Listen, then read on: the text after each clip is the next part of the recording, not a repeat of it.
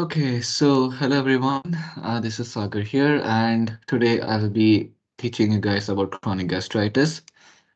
So, just to help you with the orientation, here you can see that you got the mucosa, right? The tunica mucosa, and between the submucosa and the mucosa, you have got the muscularis mucosa, all right? This is the layer. And in the mucosa, what you can see is you can see some surface mucus cells, also known as foveolar cells.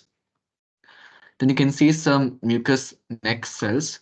So over here, okay. So that is near the neck of the crypts. And then, so here you can see the gastric gland and you can see the crypt over here, right? So you've got parietal cells, chief cells, enteroendocrine cells. So you have to know what the functions of these cells are, and that will help you with your pathophysiology part of this question. Parietal cells help in secreting gastric acid as well as intrinsic factor. Chief cells help in secreting pepsinogen and lipase. Okay, and of course the mucous neck cells and the surface mucous cells help in producing mucin.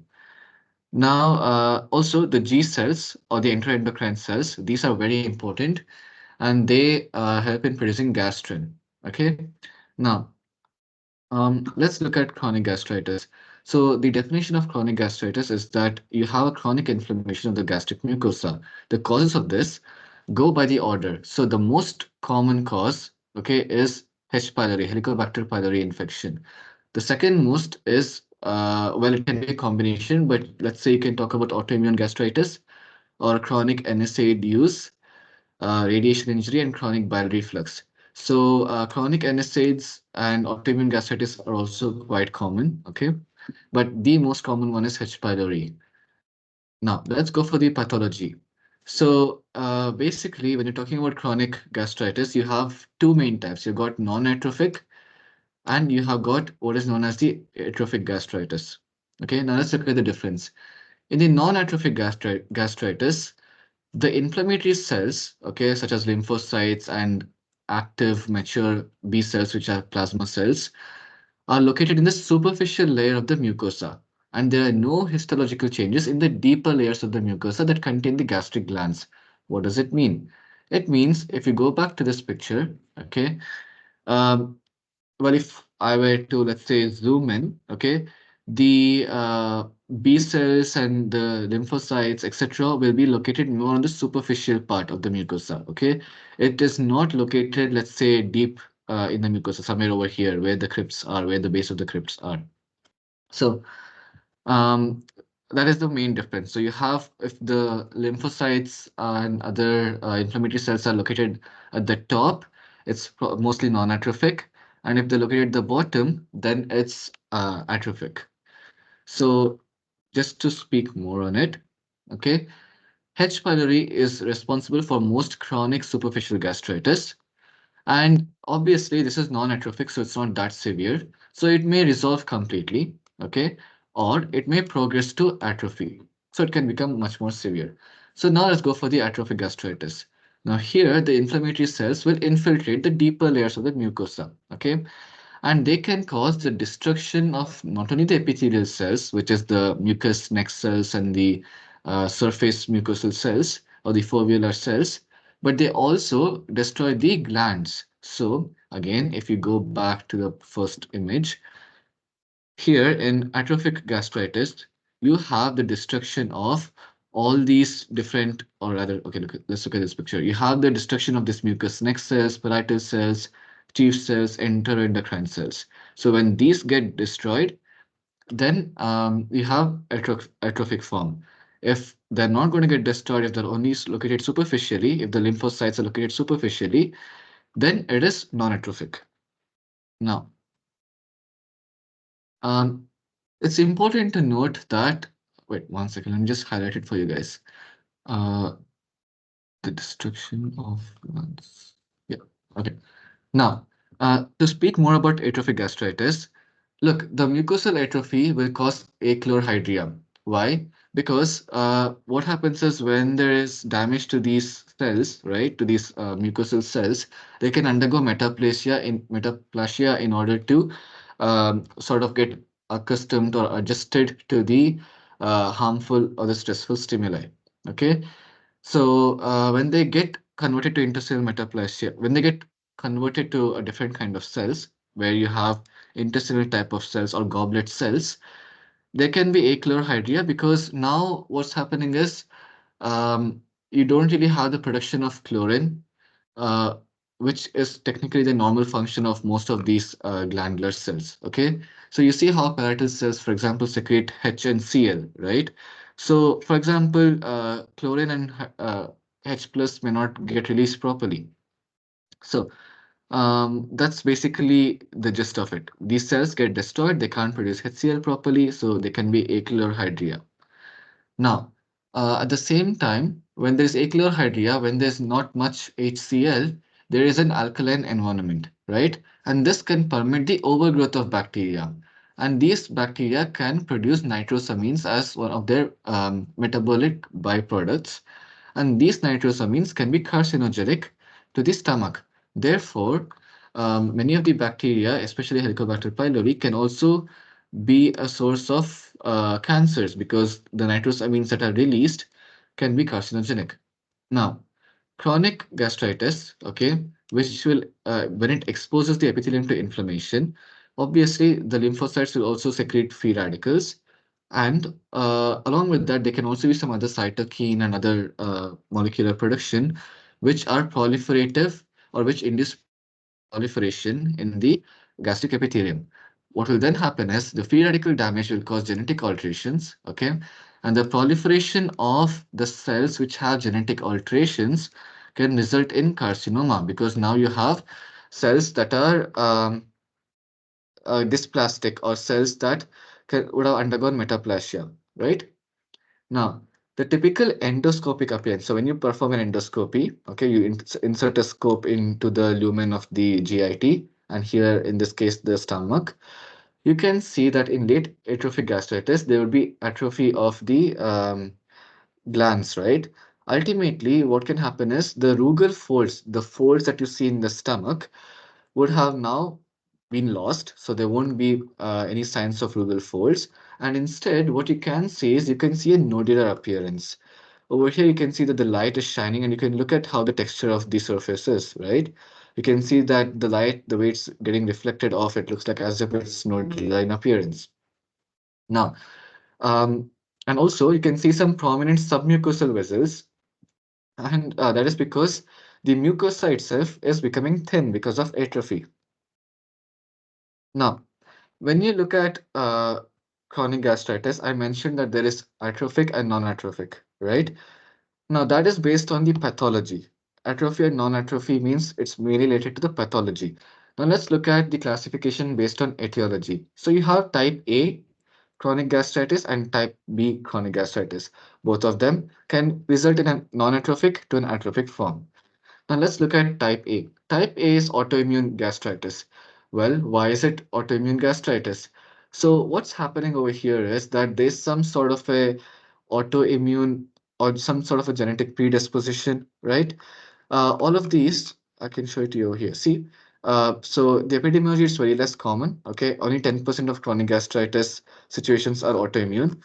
And over here, what's happening is due to this genetic predisposition or due to some other type of changes that are occurring within the body, there is CD4 plus T cells, okay, which become reactive against the ATPase, H plus and potassium, so hydrogen potassium ATPase channels that are present on the parietal cells, okay. So there's some sort of a genetic change, there's some sort of a stimuli which will cause the CD4 plus T cells to become reactive against the proteins that are present or that are prepared by our own body. Okay, that's why it's autoimmune. And in this case, the proteins are nothing but the are nothing but the channels, the ATPase, hydrogen and potassium channels. Okay. Now, again, look at the cells, parietal cells. Very important to remember. Why? Because if you go up, what is the function of parietal cells? They're secreting hydrochloric acid and intrinsic factor. So, if you CD4 plus T cells are acting against parietal cells, okay, and they're destroying the hydrogen potassium ATPase, then these cells are going to get damaged, right? Ultimately, they'll undergo apoptosis or they can undergo just cell death. So that's going to happen. At the same time, CD4 plus T cells are helper cells, right? So when these are activated, they're also going to stimulate the B cells to become plasma cells. So you know what the functions of plasma cells are. They are going to produce antibodies. So the CD4 plus T cells have recognized H plus and K plus ATPase as the antigen, and they're going to stimulate the B cells to produce antibodies against this antigen, okay, this self antigen. So you have anti-intrinsic factor antibodies, okay, which are basically nothing but antibodies against parietal cells. And when these antibodies are going to act, they're again going to cause immune-mediated destruction of parietal cells. Okay. At the same time, these antibodies can activate cytotoxic T cells. And cytotoxic T cells, you know what they do? They're going to directly damage and they're going to destroy the parietal cells. Okay. Now, the loss of parietal cells means reduced HCl production. If there's reduced HCl production, what's going to happen? Well, the cells that stimulate the parietal cells to secrete HCl will start becoming more active because they are like, oh no, there's no more HCl being produced in the stomach. So we need to stimulate the parietal cells to secrete more and more HCl, right? So what are those cells? Well, the G cells, right? They can produce gastrin. And what happens is gastrin stimulates enterochromaffin-like cells, okay? Um, and this stimulation will eventually result in hyperplasia of the enterochromaffin cells. Okay, and enterochromaffin cells are neuroendocrine, so they increase the risk of neuroendocrine tumors because of the hyperplasia of enterochromaffin cells or chromaffin-like cells. Okay, now um, also you have to understand that the G cell hyperplasia occurs mainly in the antrum. Okay, now you have operation of gastrin as well. Now, the damaged gastric epithelium will undergo metaplasia. Okay, this will increase the risk of gastric adenocarcinoma. Now, if you have antibodies against intrinsic factor, it's going to result in decreased absorption of vitamin B12, which means you have vitamin B12 deficiency, which results in pernicious anemia. Okay, now, obviously, parietal cell destruction will result in achlorhydria. If you look at the pathology, you can have either atrophic or non-atrophic. Okay. And because the parietal cells are mainly present in the body and the fundus, the destruction of the parietal cells in the body and the fundus will eventually result in the atrophic or non-atrophic forms of gastritis in the body and fundus. But keep in mind that the G cells are present in the antrum. So in the antrum, you have hyperplasia occurring, okay? Whereas in the body and the fundus, you have atrophy happening.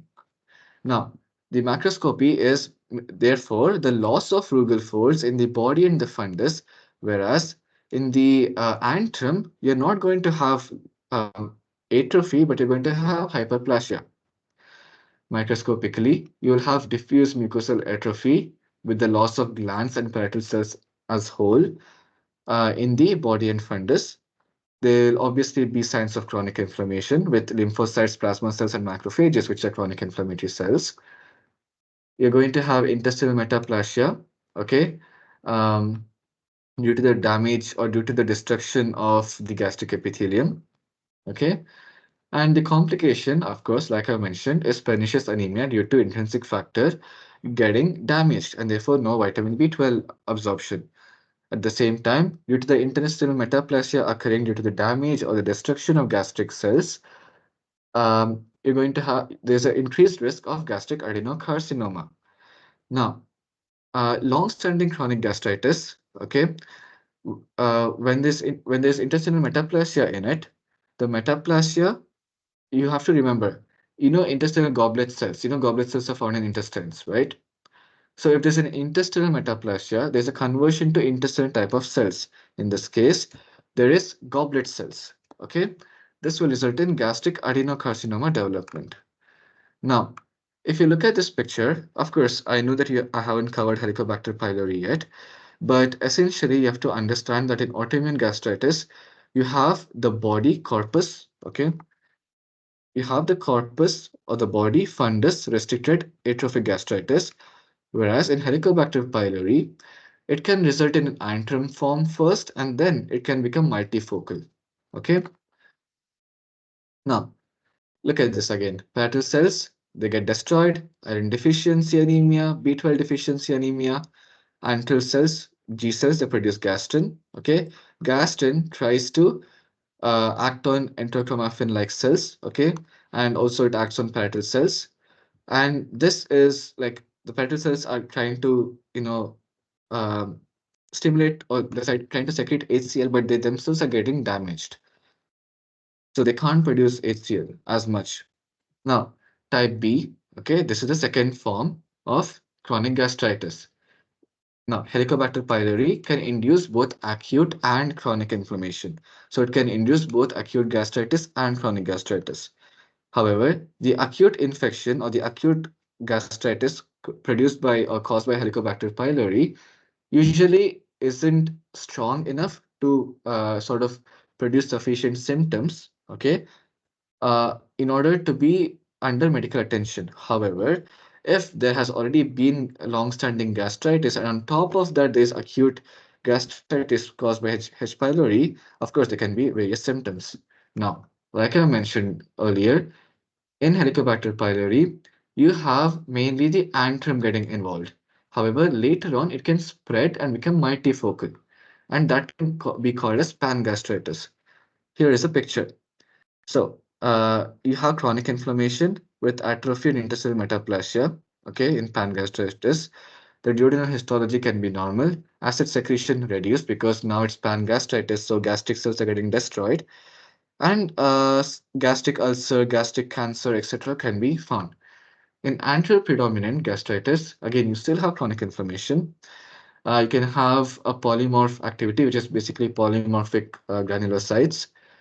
Um, you can have gastric metaplasia as well as active chronic inflammation. And the acid secretion here is increased because your gastric cells are still functioning. Okay. And here you can have duodenal ulcers. Now, like I mentioned in the very beginning, Helicobacter pylori caused chronic gastritis is the most common. In 90% of the cases of chronic gastritis, there is Helicobacter pylori infection. Now, prevalence increases with age, transmitted fecal-orally. The pathogenesis is that, well, H. pylori produces certain molecules. What are those molecules? Well, you have urease enzyme, okay? Then you have some toxin molecules and you have addicins. Now, if you talk about urease, urease is an enzyme that generates ammonia from urea. Okay, and this ammonia is going to elevate the gastric pH, and this means the acid is not going to destroy the H. pylori, which means H. pylori can stay in the stomach for longer and can stay active in the stomach for longer. They also produce what is known as a vacuolating cytotoxin A and a CAGA. Now, the CAGA and vacuolating cytotoxin A are toxic to epithelial cells. Okay, the bacteria is also flagellated, therefore it is motile in viscous mucus. And although it doesn't invade the mucosa, it does produce inflammation of the mucosa due to the toxins and the urease being produced. And of course, addicins help it to adhere to the mucosa. Okay. Now, all these toxins and all these harmful stimuli will weaken the mucosal defenses, okay, because obviously the gastric mucosal cells are also getting destroyed and therefore mucus production decreases. And as a result, wherever there's less acid secretion, that's where the uh, bacteria will settle down. That's why in the body and the fundus, where there's a lot of gastric acid production because of parietal cell population, the bacteria usually doesn't invade, not invade, but rather settle over there. They settle in the antrum, where you have gastrin cells more common or more in number. Now, it is also not found in areas of intestinal metaplasia. Why?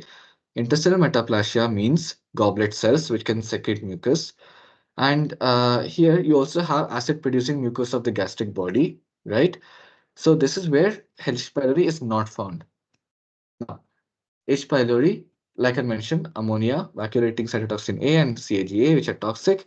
All of these will help, it will be produced by H. pylori, and H. pylori can survive. Now, uh, the bacteria's outer proteins are also playing a role in triggering an immune response that causes the inflammation. Okay. Now, obviously, inflammation of the mucosa will ultimately result in ulcers. Okay. And also, uh, pepsin can be formed. Okay. This can overwhelm the mechanisms that protect the stomach and duodenal mucous membrane. Also, it induces the G cells to secrete more gastrin. Okay, somehow, remember this. The inflammation occurring in autoimmune gastritis will destroy the parietal cells to the point where HCl is not going to be produced. The bacteria over here will produce an inflammatory response onto the G cells, which will actually not destroy the G cells, but rather cause it to secrete more and more gastrin. Of course, there will be some destruction, but also there'll be some sort of a cell signaling that occurs in G cells, which will cause them to secrete more and more gastrin. Okay, and this gastrin will then act on the parietal cells, which are relatively untouched because the H. pylori is not occupying the body in the fundus, and therefore the parietal cells, which are still more or less healthy, will secrete more gastric acid. Okay, and this acid load, increasing acid load, will contribute to ulcer formation. Now, here you can see that the pathology can be atrophic or non-atrophic. Macroscopically, they are erythematous and they've got a nodular appearance. As you can see, it's like quite well defined over here, right? Here you can see that you still have the rugal folds and everything, but they're more like edematous, they're swollen up. And here you can see some sort of an ulcer that is developing. Okay. So typically you have mucosal erythema, you can have friable gastric mucosa, there can be diffuse antral nodularity and erosions. Now, microscopically, you can find H. pylori organisms in the crypts or within the glands. Okay. You can find chronic inflammatory cells in the lamina propria. You can find lymphoid hyperplasia. So you have like sites of lymphoid aggregates, okay, and they represent an induced form of malt, and this can have potential to transform into a maltoma. You also have some intestinal metaplasia, again, which will increase the risk of the development of adenocarcinoma. And you can also have eventually a multifocal or a patchy atrophy, okay, or pangastritis, where the gastritis will also go to the body and the fundus at this point, and they'll destroy the parietal cells and chief cells. At this point, you won't have any more increased production of gastric acid. You'll just have destruction of the parietal and chief cells, resulting in chronic uh, atrophic gastritis. Here you can see H. pylori within the glands. Okay. Here you can see H. Hillmani, okay, uh, and it's just another species of Helicobacter. Here you can see a band of lymphocytes. You know, like they're having this strong basophilic appearance, right? So this is a band of lymphocytes that have aggregated around these crypts or around these glands. Okay. Now, what are the complications? You have peptic ulcers, you have gastric adenocarcinoma, and you have lymphoma. Diagnosis. Well, first of all, you know that urea is produced, okay? Well, actually, urease breaks urea to ammonia, okay, and carbon dioxide. So basically, what happens is patients will swallow a urea labeled with an isotope, and this swallowed urea will be broken down to ammonia and carbon dioxide if there is H. pylori urease, and this carbon dioxide can be detected in breath by a positive, and therefore it can show that there is a positive test for H. pylori presence. Now, this CO2 will be labeled CO2 because even the urea is labeled. Then, of course, you can look for the stools. You can look for signs of H. pylori in the stools.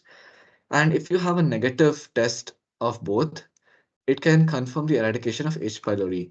Otherwise, we typically do biopsies, and this is obtained endoscopically.